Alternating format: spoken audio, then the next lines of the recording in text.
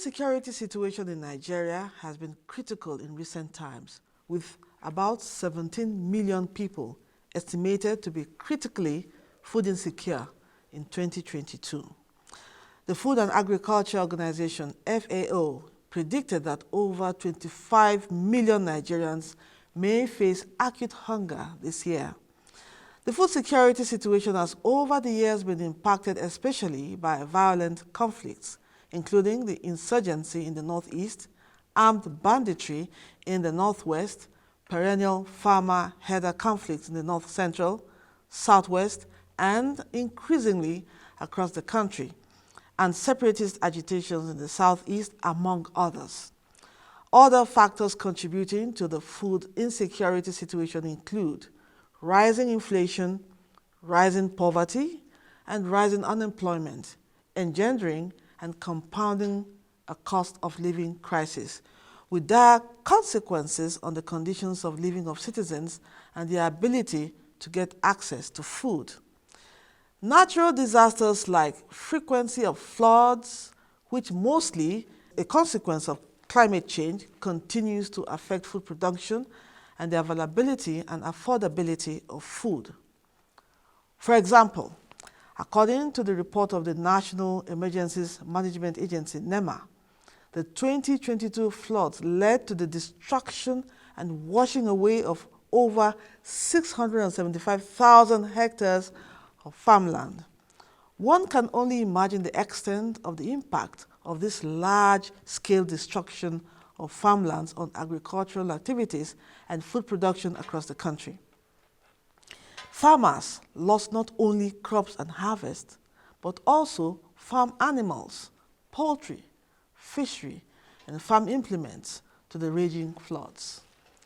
Consequent to rising food prices, President Bola Tinubu declared an immediate state of emergency on food insecurity in the country. The move was seen as part of an aggressive push to boost agricultural productivity and reduce the high prices of major staple foods in Nigeria.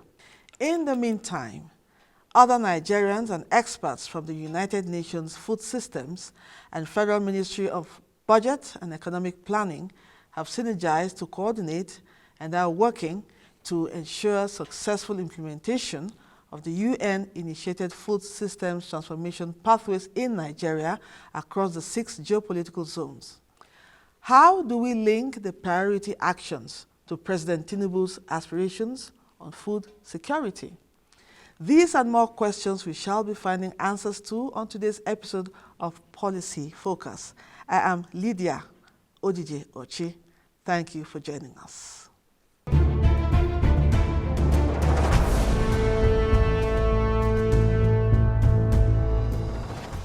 Before we proceed on our topic, here is the news update.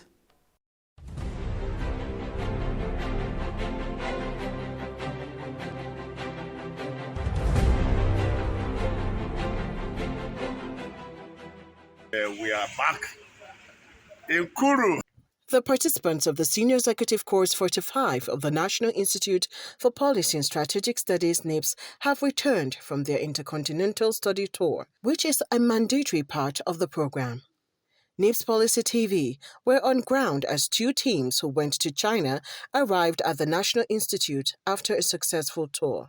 A directing staff who accompanied the team, Dr. Garba Malum Fashi, expressed his delight on the tour, which he described as very educative and an excellent avenue for the participant to gain knowledge about other climes. Some participants shared their experience. We visited China and visited so many of their regions, studied in most of their standard governance institutes.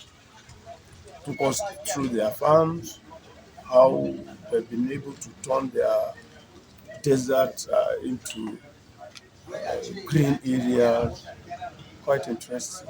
We need to believe in ourselves. We need to be more focused.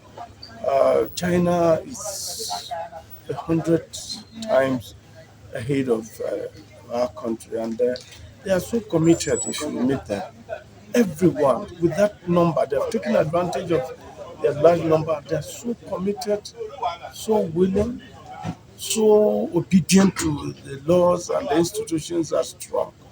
That gave them a pretty strong edge over and above most countries in terms of development.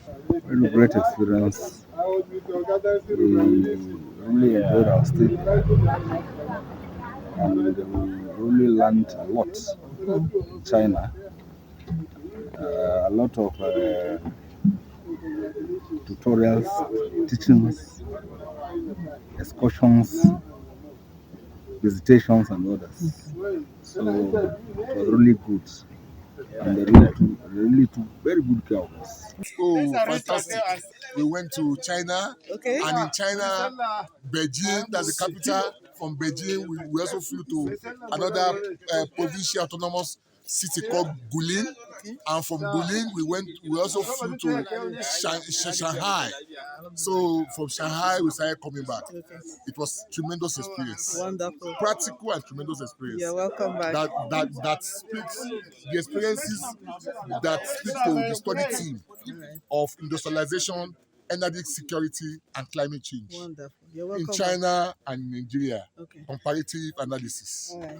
We thank God, though very, very stressful because of the long trip coming all the way from China in the last 2 days.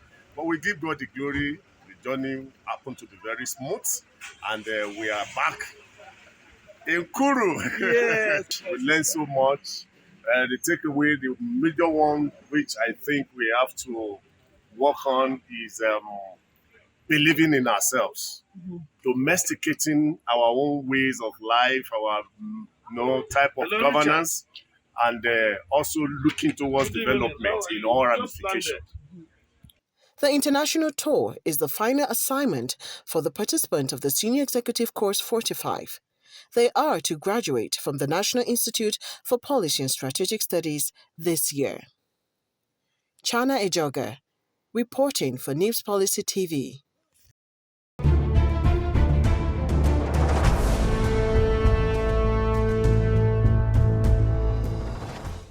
Welcome back.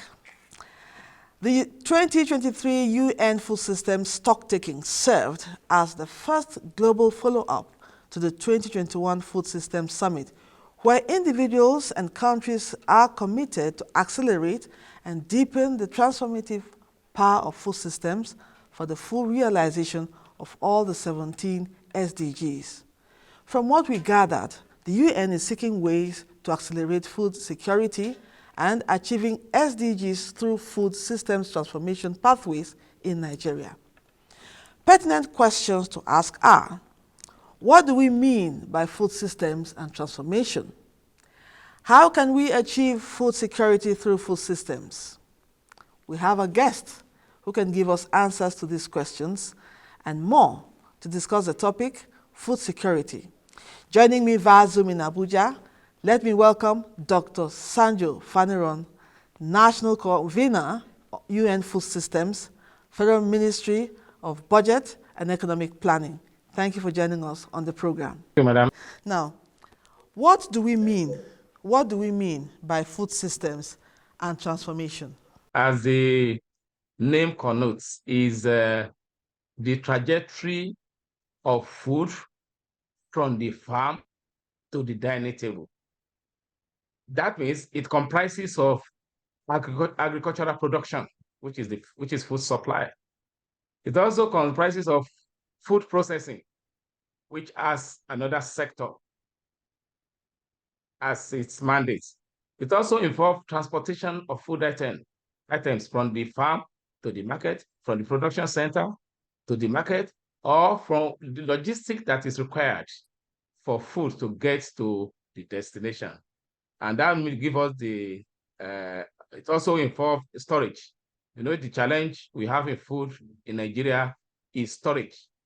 We have challenge of post-harvest losses because of lack of food storages, lack of storages for our food system. Then we also talk of marketing, because if you produce food, if it is processed and you want to sell it, I mean, it requires marketing. That's also a cycle in food system. It also involved retailing. People buy within the limit of their resources. How did Nigeria come about the food systems transformation pathways?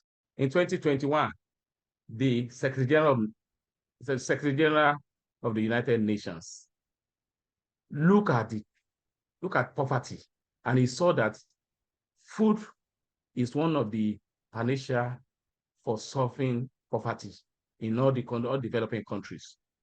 And there and then is call all member countries to go and dialogue in their countries and look inward at what are the challenges facing food from the farm to the dining table. So that will tell you that the issue of food system is not only agriculture. I mean, from my initial definition, it's not only agriculture.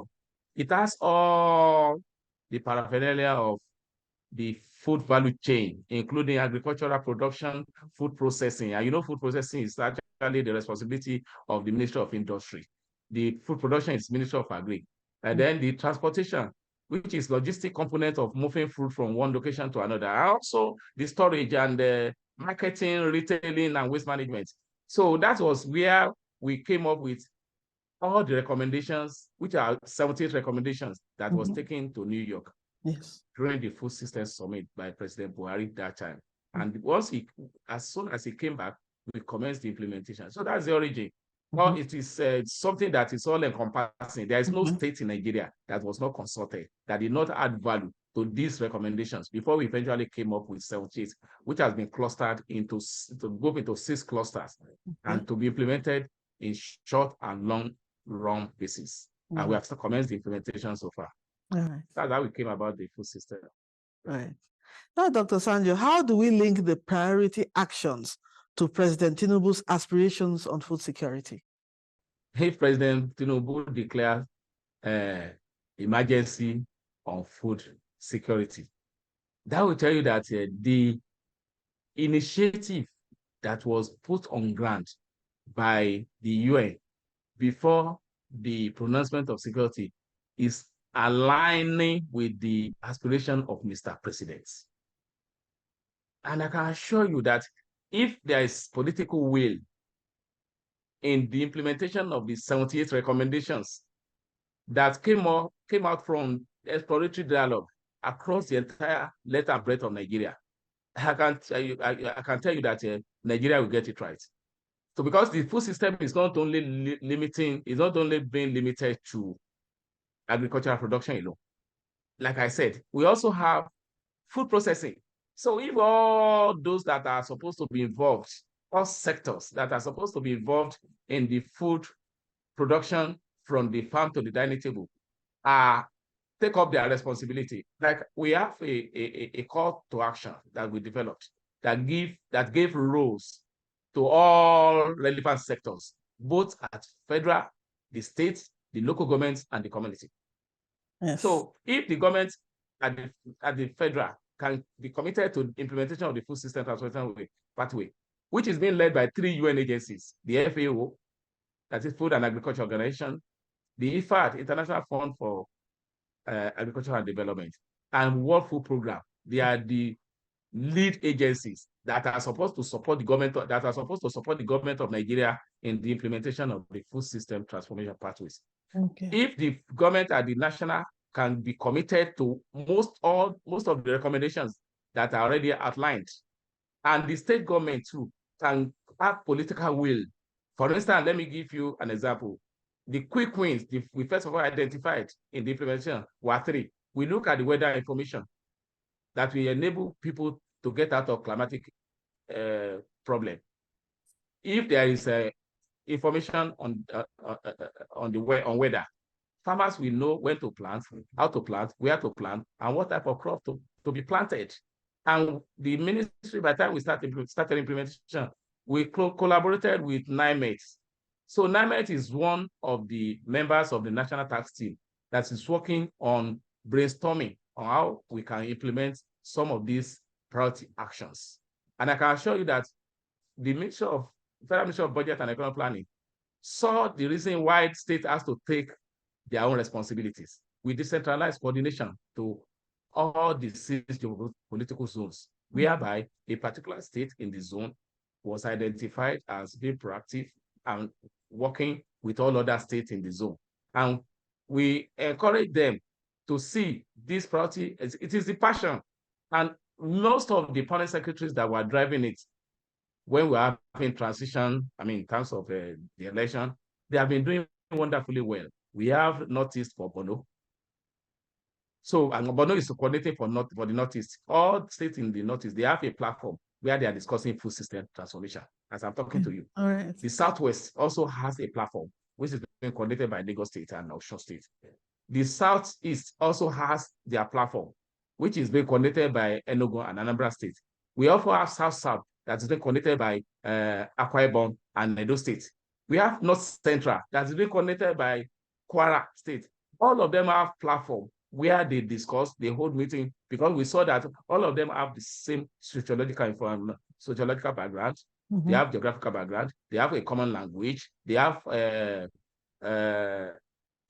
many things in common, even including language. They can use their language to discuss issues. And we have implementation arrangements, implementation plan that is giving all of them to ride on the same platform. I always have meeting with all the state zones every Thursday until recent time when we are developing some things, which we are still going to because we are trying to make amendment in the time of our zoning. Instead of 6 states coming together, we want to use 3 states coming together to discuss food system, and with a particular state that we attend to the other 2 states. That is the arrangement. Okay, now you really said a lot about implementation so far, because that was actually my next question. Now, how would you assess the implementation, and how do we know what is prime to Nigerians in the transformation pathways? On the implementation, what is prime to Nigeria is food availability and food supply. As I told you, the first 3 programs we identify that can make Nigeria to get out of some of the trouble, the challenges in food is, for instance, the issue of climate. You can see erosion. You can see what we are having in terms of climate issue that is affecting our food system, the agriculture. There are some states that erosion wash away their something, and that's why we say that. Then we also have, the challenges of weather is affecting our food system, and that's why we considered weather information as very prime. Then the farm estates, if the state government can provide an enabling environment like free land for youth, for women, for vulnerable groups, they will be ready to farm. People are ready to go into farm if they have an enabling environment. And in the farm estate, you have a private sector, you have the youth. The youth will come and introduce technology. Then we have small-scale processors that will come. I remember recently there was an exhibition where I bought a grounded lemon, just from small older processor. So this kind of a thing can be going out in the farm estates. And if there is people see that they will do that, then the state and the private sector can come and build hostel that we enable those people that are working in the farm, and people that are selling recharge cards. They can always come around. People that are selling local food, they will come around. Before you know it, we are using it to create job opportunities for people apart from processing. So then the other one is that we are trying to promote school garden. If we have school garden that will support homegrown school feeding system. So promotion of school garden to improve for an improved nutrition. If schools have some things, that for instance, if they want to plant anything in the school with the support of government, they can be looking at 545 seedlings, fortified seedlings that will have high yield, that will have nutritious value. Some of these things are very easy. And we also promote homestead garden. We want people to plant something at the back of their house, to plant something in front of their house instead of flower. Remove the flower, plant vegetable, plant pepper. In my own house in Lugbe, I plucked okra yesterday and I ate it. I have some of this vegetable. We can do that. So let us go for Operation Feed Yourself. Let everybody buy into the advocacy of Mr. President for food surplusity, for food security. Government will not do it. It is the populace that will do it, but we should have passion for food production so that we have increased food supply by all of us. Thank you. Thank you, sir. Now, what role can the private sector play in achieving the goals of the UN food systems? In fact, they have been playing role, because when I became the national convener, what I first did was to set up a national task team comprising of multi-stakeholder MDAs, the stakeholder MDAs, then multi-sectoral, the relevant sectors that are supposed to drive the process to make it happen. Then we also have multi-stakeholders. Within the multi-stakeholders, we have the private sector. The private sector is actually guiding us on the way to go on food system transformation. As I'm talking to you, we have a particular private organization that is actually taking us through the government of Nigeria buying into cold chain. They are specifically on cold chain. Cold chain is to preserve the food that is always being wasted. In terms of the post-harvest losses, it is only the private sector that can support us. We also look at the farm extension services. It is the private sector that can help government. Government cannot achieve farm extension services. It's only the private sector. So the private sector is critical, and we have brought them on board since inception. Even when we were doing the exploratory dialogue, they had their own dialogue. NESG, Nigeria Economic Summit Group, they partnered with the ministry, and we had a dialogue that actually brought about the role of the private sector in moving our food system forward. Because the food system is a chain.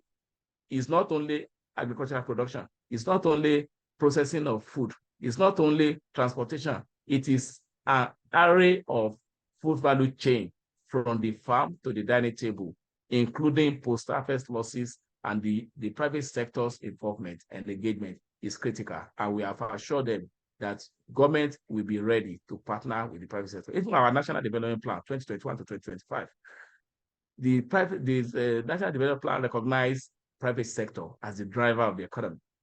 Yeah. Because they are the only one that will think of profit in whatever they are doing, and whatever they embark upon, they want it to succeed.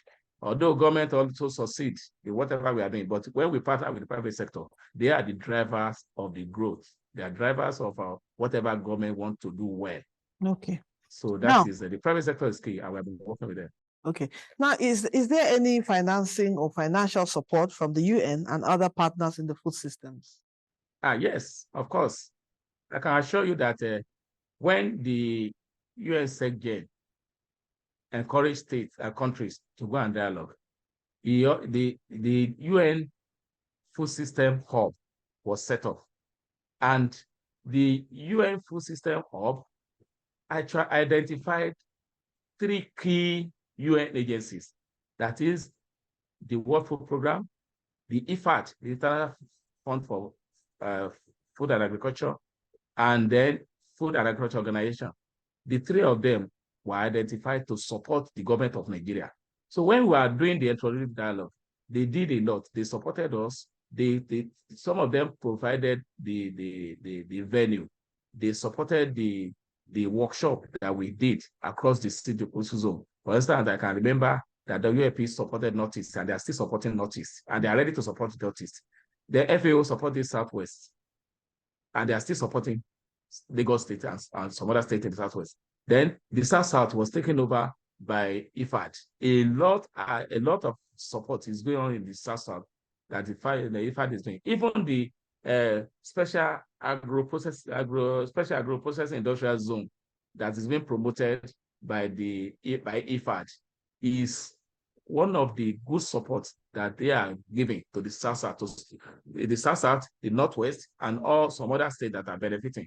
And they have been mandated to support the implementation in Nigeria. But the challenge we have is that unless there is an organized way of doing things, and you identify something that is critical, which is also the priority within the food system, that is the only time you can invite them to come and do. But if we are expecting them to bring their money without having a program that they will tie the money to, it's difficult. But I can assure you that the UN has already designed a framework whereby WFP, FAO, and IFAD are expected to support the government of Nigeria, and they are doing it. Even the Rome we went, they did a lot. They were the one that supported us in getting. Did during the high-level event that was chaired by the Vice President, Senator Kashim Shettima, was funded by IFAD and some other partner. IFAD, again, too, GAIN is also supporting us. In fact, they are the one backstopping for the development of implementation strategy for that 78 priority actions. So GAIN has been forthcoming. A lot number of them. We have had a meeting of all development partners supporting food and nutrition.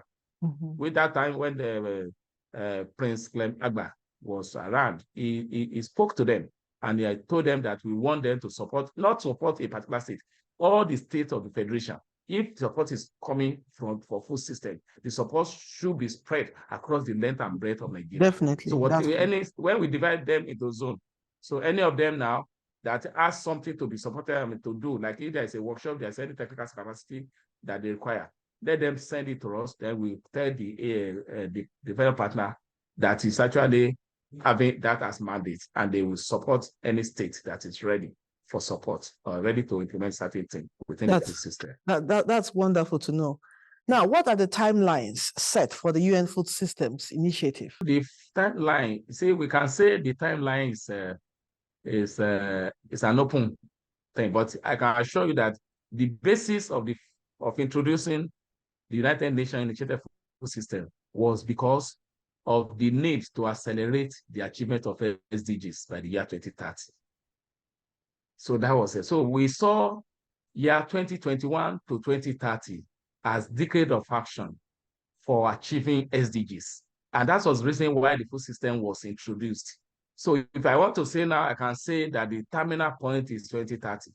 But by 2030, how do we sustain the gain of the food system transformation is not the question. So from that 2030, there will still be additional initiative that will promote food system, that will enable countries to see the reason why food has to be given priority. Food and nutrition, critical.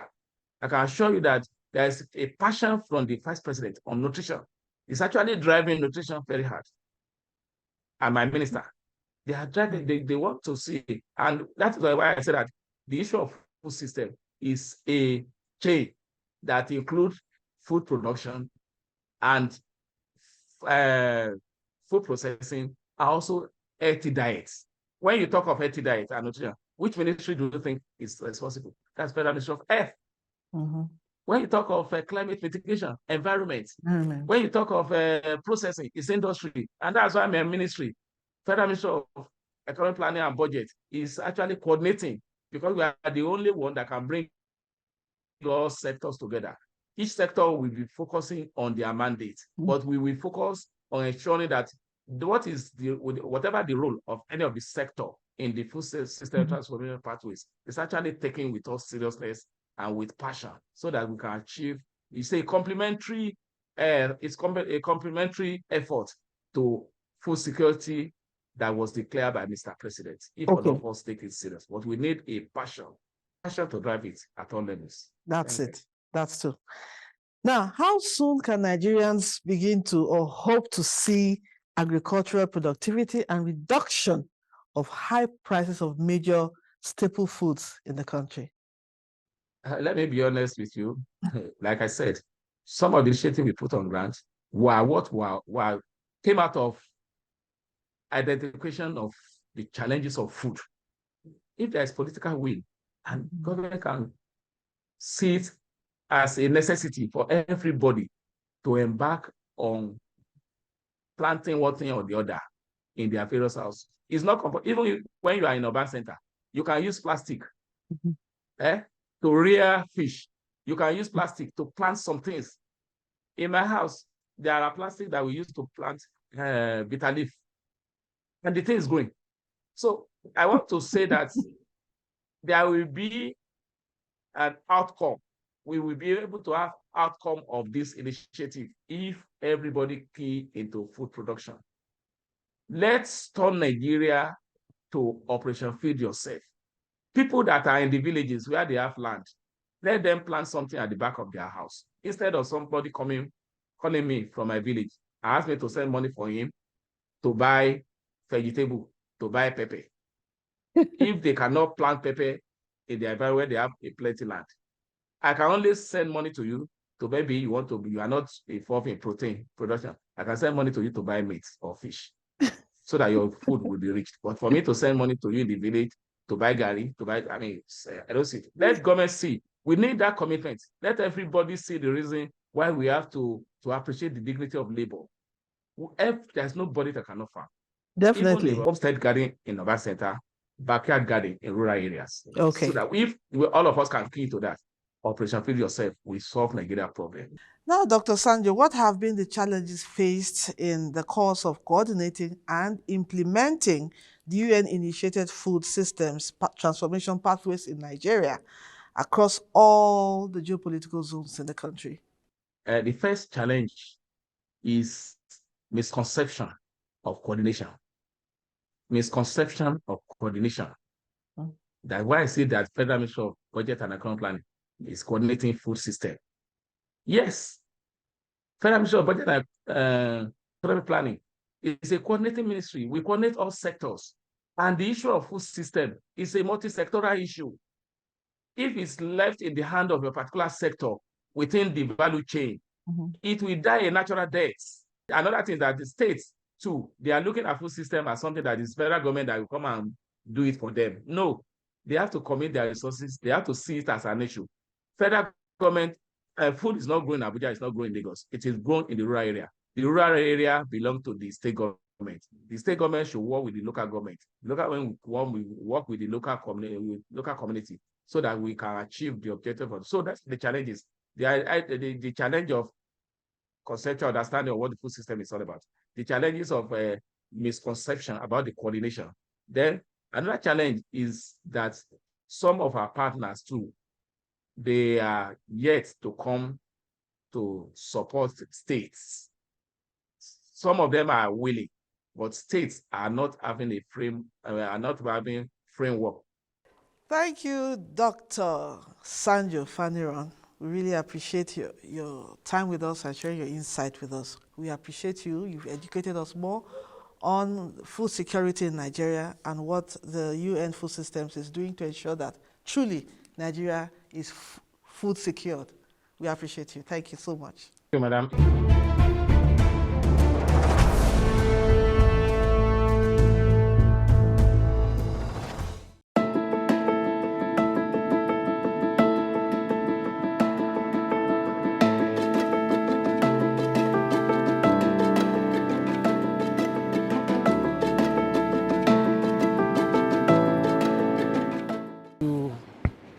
On the issue of food security, it is the heart center problem of the masses of Nigeria. It is no longer a doubt that if things keep remaining like this, keep going like this, by the proposed period of 2030, that people, meaning Nigerians, most populations of Nigeria will go hungry. It is a fact. Nigerians are not engaged in farming these days, and you can see our soil are degenerating. It's not fertile like before. And there is a way that government can do to see that we go back to farm and we will now have everything available, especially like food. Yeah. Is it not wickedness that somebody will grow his maize and somebody will start cutting it with cutlass when the maize is not done? So what are we saying? We know, me and you, everybody knows where the bandits are. They know, all of us know. If you talk about hunger, we are feeling the hunger now. We are already in hunger. The country is already in hunger. There are a lot of people that cannot afford 1 square meal a day. The issue of insecurity has become a serious challenge to this country. We rely on peasant farming. And those people that are no longer staying in their villages. You go to bed, somebody is coming to kill you. In the only village you have, they have wiped them away. We in the city, we are feeling the pains because we can no longer get food. A measure of rice now is nobody can afford it. Something that we used to afford at a rate of 250 naira. It is now about 1,500, 600 naira. Just one measure of rice. It's a pity to this country. It's definitely a pity to this country.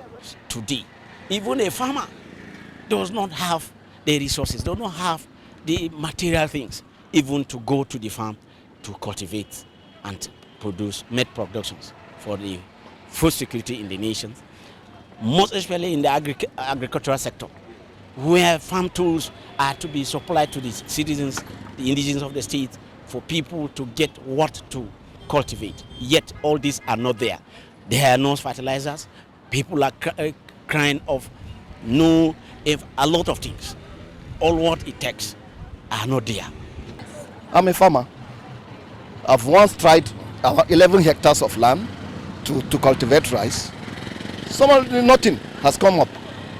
I did the tractor hiring unit. I have a tractor. But on the way, kidnappers cannot let you to even farm. So what are we saying? The insecurity is everywhere. Kidnapping is everywhere. And what are we saying?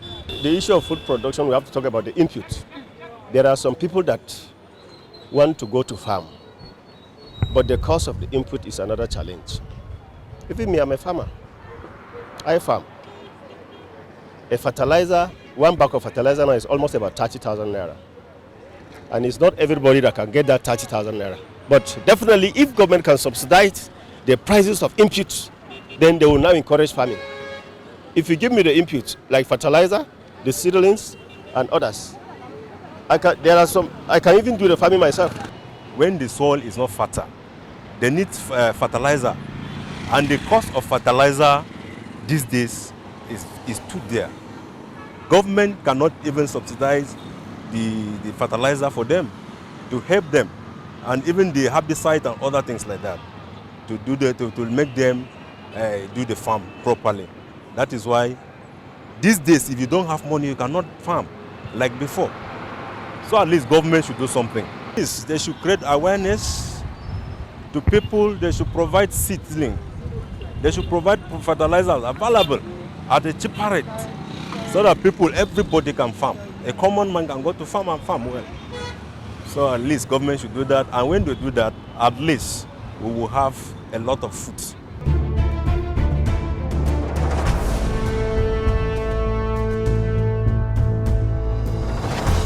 Keep watching. Keep watching. Keep watching NIPSS Policy TV.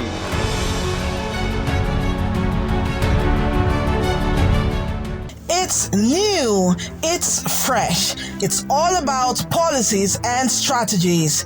Watch out for NIPSS Policy TV programs on NTA News 24. Tune in on Mondays, Tuesdays, Fridays, and Saturdays, 11 a.m. to 12 p.m. on DSTV channel 419, GoTV channel 26, Star Times channels 101 and 433, and Free TV channel 703. Miss this and miss out on policies that will affect you and our country. Join us.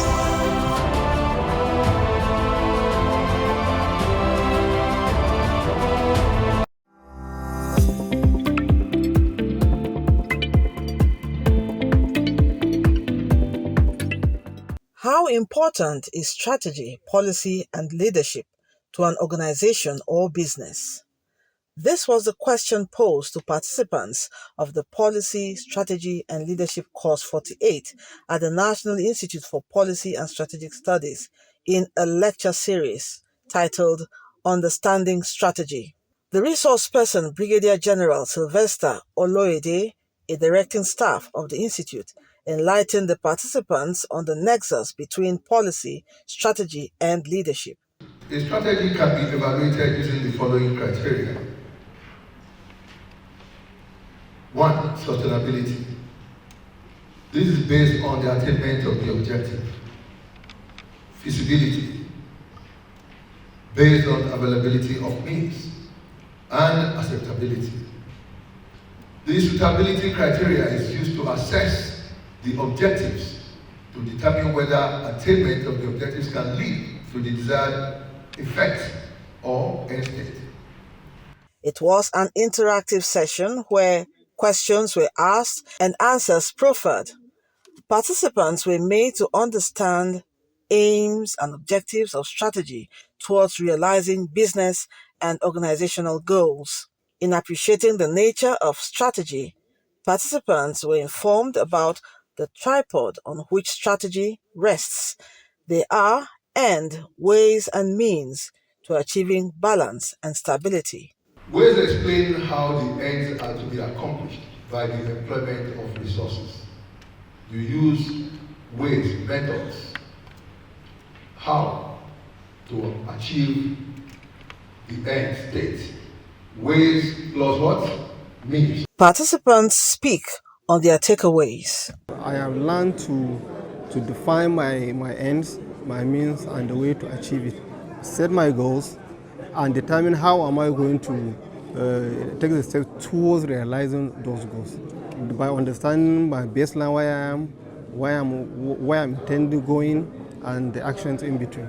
I'm taking a lot to my organization. You see, I realized so many things are very key when taking some decision as a head in any organization, especially as an organization that has to do with always dealing with people. I realized that in any decision that you'll take, seek for the concept of your team so that it will be a general collective decision. And I still understood that so many issues that we are facing is in an organization is we lack a strategy on how we lack a way of moving, working as a team and using strategy when taking some of our decisions. And I believe by now I learn how to work with strategy and work as with team, and I learn how to put policy on ground that will be valuable and supportive to the people that I'm dealing with or the context that I'm dealing with. On national strategy to tackle insecurity, it was recommended that the factors of national power like population, human capital development be harnessed to defeat insecurity through drivers like ministries, departments, and agencies. Ministry of Health ensures that healthcare goes round and so on.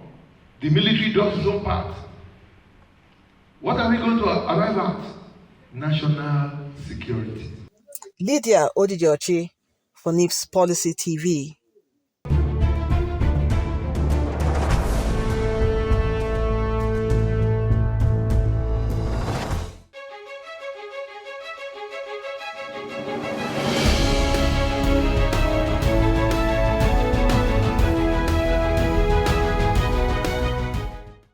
Hello and thanks for joining us today on Alumni Chat.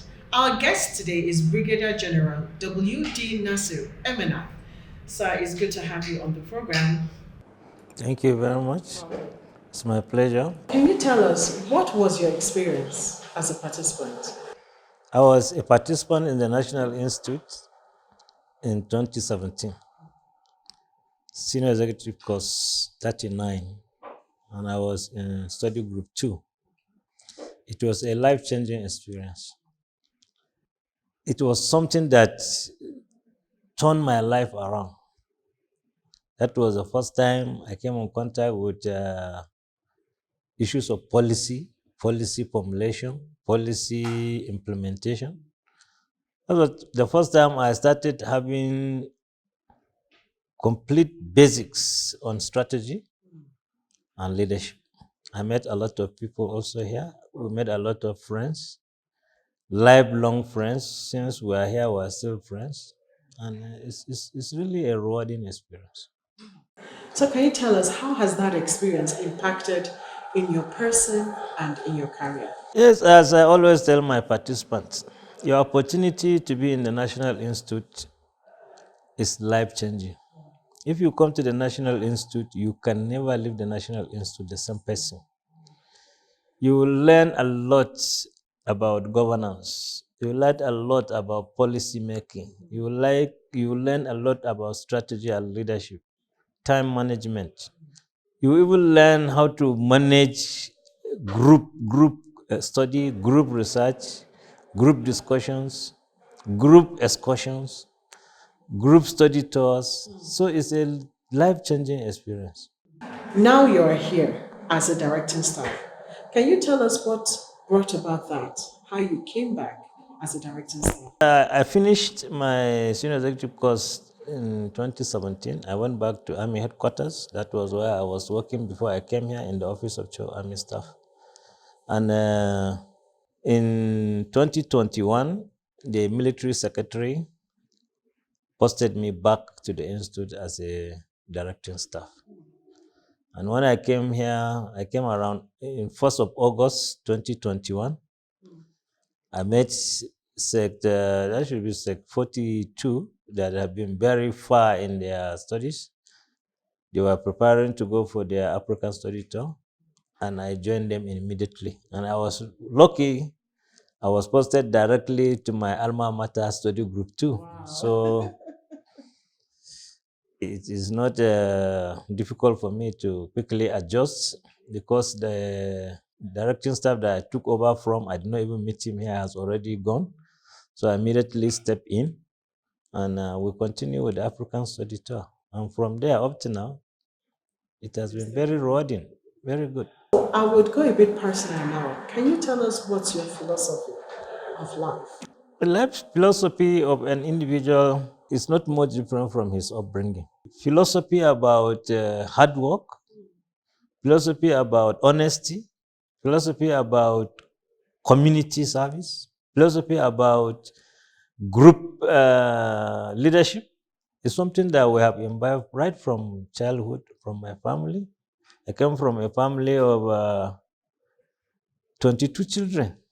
Wow. Yeah, so, and I happen to be among the junior ones. So I have a lot of, and my father was almost 80 when I was born. So I'm always close to him. He's a Muslim from Katsina State. Alhaji Owadu Sema is a renowned figure. And right from that upbringing, we have adopted a policy of or philosophy of hard work, philosophy of honesty, philosophy of agreeing with each other, philosophy of meeting people that you have not seen before and you work with them together. And up to my primary school, in my primary school, we came from different backgrounds. There were a lot of Yorubas in my classroom. A lot of, in fact, I was trained by Indians. My primary 5 to 6, we had permanently Indian teachers. We have in my town there is a universal teachers UPE, Universal Primary Education Teachers College, where we had a lot of people from different background coming for teaching practices in our. So we embrace people that are not from our place, and that shape our philosophy. A philosophy of respecting people. So becoming a member of the National Institute, which is the MNI, and you are now a member of the Association of Alumnus of the National Institute, what is your take on the narrative that ANI is seen as an elitist group? ANI is a national association. It has branches from all the states of the federation. And ANI is meant to contribute to national development, to talk to policy, to look at solve problem, just like the motto of the National Institute, towards a better society. So ANI is a reflection of the society and thinking of how to better that society. Looking at ANI as elitist, maybe it's because of the entry requirement into the National Institute. You cannot be a member of National Institute if you are below 40. You cannot be accepted in a National Institute if you are not up to a director in the Federal Civil Service. You cannot be accepted unless if you are a permanent secretary in the State Civil Service. As a military person, you must be of the rank of a colonel to be in the National Institute. So that maybe high requirement may tend to make ANI members as elites of the society. And we always say it, that anybody that is opportune to come here to talk to national policy, we can consider him as an elite. But ANI is for service. ANI is for betterment of society. It's not of thinking of who you are or wearing the yellow badge. No, it's what you can offer the nation.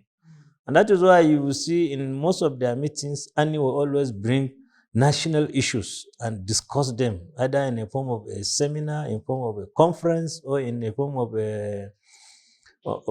a talk to see how they can help make recommendation and implementation strategies for the government.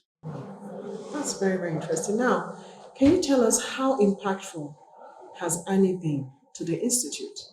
What role do they play, aside just being members of the National Institute? What role do they play, and how impactful has it been to the Institute? Well, I have not been really too much into the like officials of Annie, but I know that Annie have a very strong liaison with the National Institute.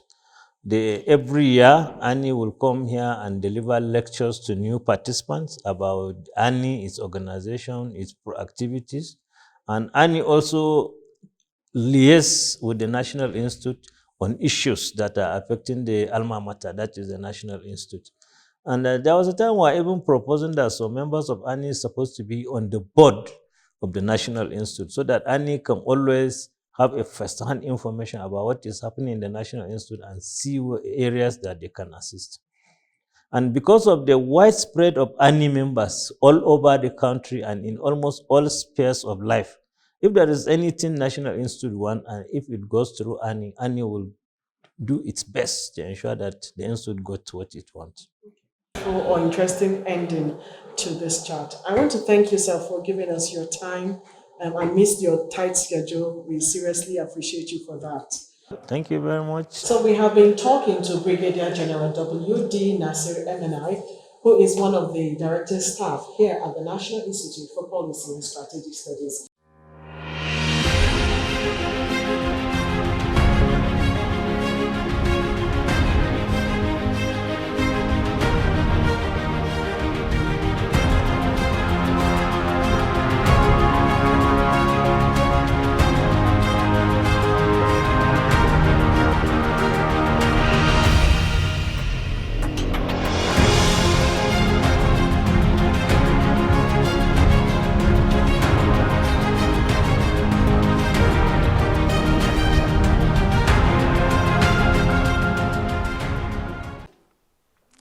As at 2021, agriculture already accounted for about 35.21% of employment in the country, and the target of President Bola Ahmed Tinubu's initiative is to double this percentage to about 70% in the long term.